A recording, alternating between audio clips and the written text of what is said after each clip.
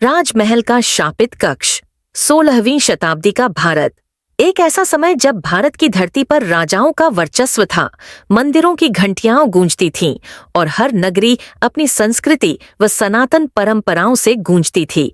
दक्षिण भारत के एक पहाड़ी प्रदेश में स्थित था धवलगिरी राज्य, जिसका शासक था महाराज वीर सिंह देव। वीर सिंह देव एक धर्मपरायण, न्यायप्रिय एवं शूरवीर राजा थे। उनका महल श्वेतचूर्ण महल वास्तुकला की दृष्टि से अद्वितीय था। संगमरमर की दीवारों पर देवी देवताओं की मूर्तियां उकेरी गई थीं और दरबार की छत सोने की पत्तियों से मढ़ी गई थी। किंतु इस भव्यता के मध्य एक रहस्य भी छिपा था। महल का एक कक्ष सदियों से बंद था। श्वेतचूर्ण महल के एक भाग में एक प्राचीन द्वार था, जिस पर ताम्राक्षरों में लिखा था, वर्जित। यह कक्ष शिवतांडव से बंधित है। केवल वही प्रवेश करे जिसे सत्य का भार सहने का साहस हो। राज्य की परंपरा अनुसार उस द्वार को कभी नहीं खोला गया। कहा जाता था कि 5 पीढ़ी पहले के एक राजा ने वहां कोई तांत्रिक साधना की थी, जिससे संपूर्ण राज्य संकट में आ गया था। तभी से वह द्वार सील कर दिया गया था।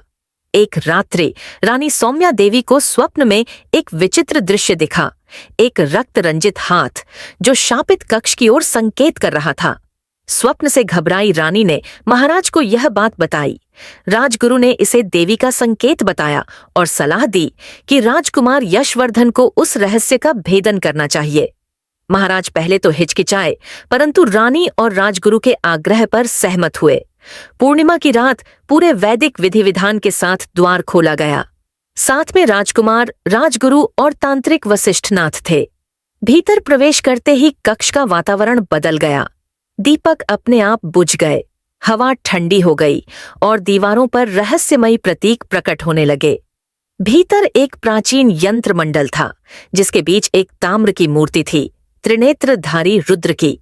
उसके चरणों में एक शिलालेख था, जो सत्य को जगाएगा वही विनाश या कल्याण लाएगा। राजकुमार ने शिलालेख के नीचे छिपे हुए संदूक को खोला। उसमें एक पांडुलिपि थी, कल्याण मंत्र, एक शक्तिशाली ग्रंथ जिसमें राज्य की समृद्धि और पतन के रहस्य छिपे थे। राजगुरु ने बताया कि यह ग्रंथ केवल उस वंशज को मिल सकता था जो मोह, अहंकार और क्रोध से मुक्त हो। यदि किसी अधर्मी के हाथ लगता तो राज्य भस्म हो जाता। तांत्रिक वशिष्ठनाथ असली में राजा का वफादार नहीं था। वह उस ग्रंथ की ताकत से राज्य को हथियाना चाहता था।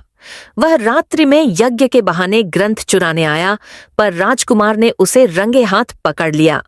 तांत्रिक ने कक्ष में मायावी धुआं छोड़ दिया और खुद को रुद्र का अवतार कहने लगा। तभी राजकुमार ने त्रिनेत्रधारी मूर्ति के सामने प्रार्थना की और मंत्र पढ़े।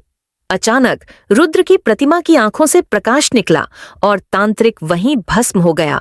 सुबह जब सबने देखा तो शापित कक्ष अब सुगंध और प्रकाश से भर गया था। मूर्ति के चरणों से जल बह रहा था, गंगा जल, जो प्रतीक था कि राज्य से अब शाप हट गया।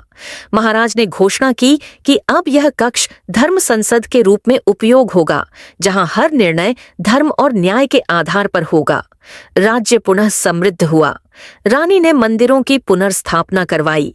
राजकुमार को युवराज घोषित किया गया और वह ग्रंथ, कल्याण मंत्र, राजकोष की सबसे पवित्र धरोहर बना।